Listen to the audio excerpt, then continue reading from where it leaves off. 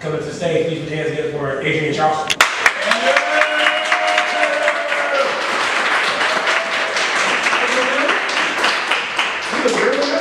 You should be. You should be. Don't worry, everybody has done this, has survived. There's not been no one that like ran out of the person's leave, so you should be fine. Now, to let you guys know if you've been here before, you know, what's about to go down, or anybody that hasn't been here before. We like to ask some icebreaker questions. Now, these icebreaker questions are very random, so, and that's the whole point, is just to get artists loose before we start getting to some serious questions. So, that being said, are you ready? That's good. That wasn't the first question. So here we go. First question for the icebreaker. What is your favorite word and why?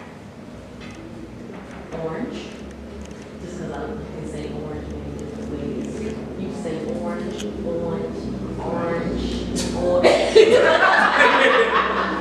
I'm just saying, I like to say it.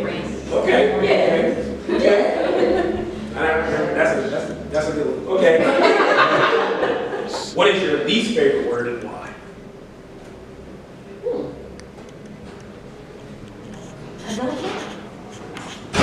Ooh, next day. Yes. I like that little thing. You have a word you despise. You just love, you love every word. I don't love every word. Okay, so what word do you not like? Hate. Okay. Okay. So why do you not like hate? I don't like the meaning behind it and the meaning people have placed behind it today. Okay. Yeah. Sorry, see a little sweat on your brow. Okay, so here we go. That's good. Here we go. So this one normally is the one that like throws everybody off course. So I'm gonna let you know right now. Okay. So, what turns you on and why? That's your interpretation. I just asked you that. If you want to take a safe route, take a safe route. Safe word, I don't know what you're going to do. Well, you know, turning someone on, I mean, I get excited about life. I love life, I love people, I love meeting people, I like love, I like just the joy of life. So that turns me on and gets me excited. Okay. Yeah. Yeah. That's it. We'll take that. Okay. So, what profession other than your own would you like to attempt? None. Ooh. Okay. So you like the profession that you're doing, you won't want to attempt any other profession? No. All right. You mean tell my professions? No. Dude, we'll get to that. Okay. We'll get to that. I love what I mean, that was my goal in life. Gotcha. Okay. So, last icebreaker question. Oh. If heaven exists, what would you like to hear God say when you arrive at the pearly gates? Welcome home. What do you mean? Okay. I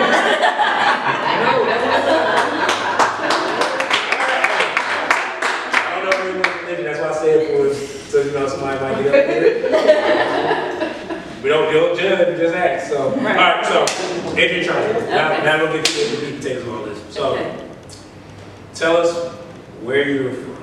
I am from Fayetteville, born and raised, Fayetteville, North Carolina, that 2-6 and hey, y'all didn't know. No. I'm sorry, that's it. Let me bring my right side back. I was cool till you started 2-6 and okay, that's cool. And, settle down. All right. So, how did you get involved with writing and poetry? Where did it all start for you? I used to just write as an outlet to get things out, and sometimes I was just writing and it just ended up being poetry. And then I didn't start doing poetry until 2015, like in front of people. So it hasn't even been a full 2 years yet, but I've been writing for like 15, 16 years. Okay. So, for the career, okay, so let's get into a few things right now. So, aside from you being a published author and a poet, now we'll get into the question about what is the other profession that you do? Which one? Talk about it. I know that. I'm a psychologist, a licensed psychologist in the state of North Carolina, and I love what I do. I love, like I said, I love people. So, thank you. So it helps me get to know people, help people, and get them to where they need to be. So I enjoy that, and that's been my goal in life. So once I hit it, I'm like, I'm good. So I don't really work because they say if you're doing what you love, you don't work a day in your life. So I'm doing what I love. Yeah, so I'm doing what I love.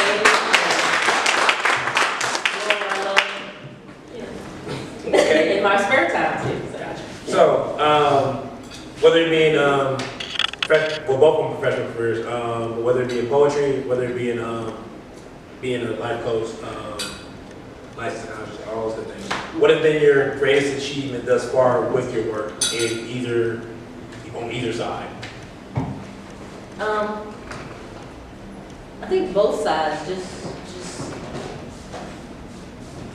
I don't know, because it's also rewarding. It's seeing people become who they are, seeing people become what they can be, and just being able to witness it and be a part of it. And I don't say that I've done it, because when people do it for themselves, I just help guide them along that way, and just being able to help guide someone and see them come out better on the other end. It's great. Okay. There's a question that I love to ask a lot of the artists, especially artists that multitask. We get a lot of them here. So what is it like to balance being a spoken word artist, being a published author, being a psychiatrist, being a life coach? What is it like to try to balance all four of those things? Yeah, my birthday was last Saturday, so I say that because I'm a Gemini. Geminis are all things, so I need these different things to keep all the different people in my head. They all need something to do. Because if they don't have something to do, they're going to bother the one that is doing something, and they're going to create havoc, and they're not going to have anything to do, and it's just going to cause. So each one of my people, they have a task in life. So it just depends on which one is out as to which one is doing something. I know it sounds crazy, but if y'all are Geminis, or if y'all know Geminis, y'all know. So I'm saying, you need to keep this like all sides of your brain. So yeah, so that's how I do everything. I just keep a task for each side of my Each personality? Yes. Okay.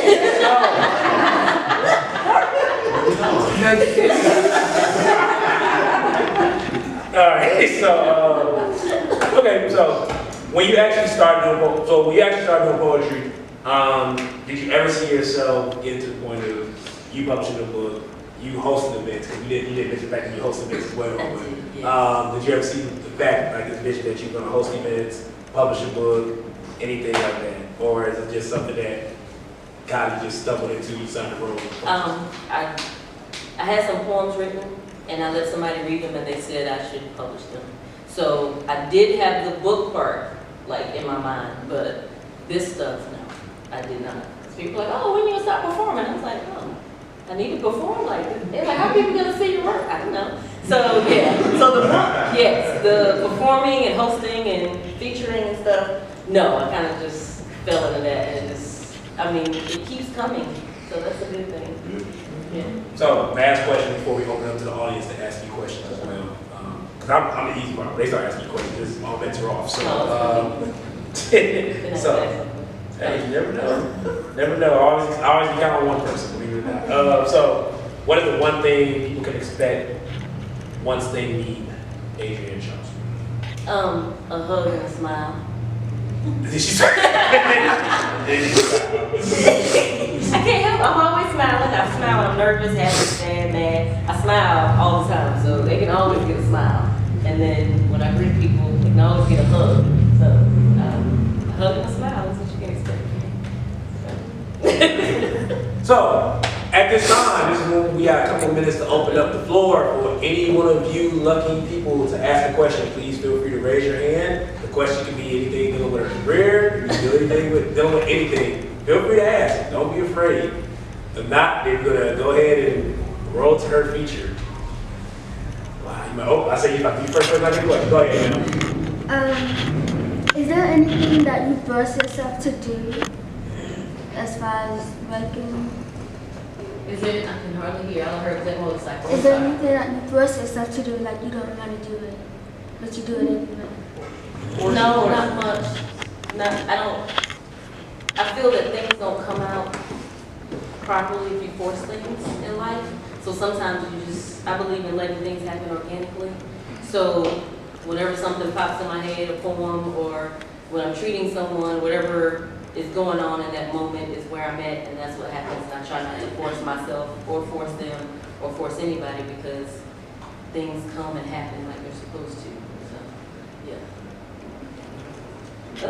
What do you think would be the most important piece of advice you could give a young person who is creative and artistic and wanting to grow into that trait?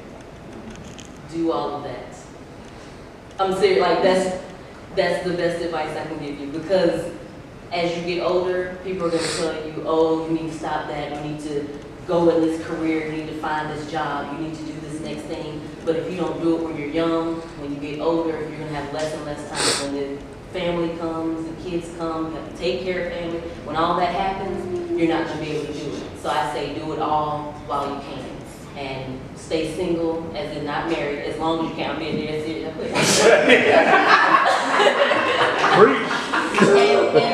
and don't have children as long as you can. I mean,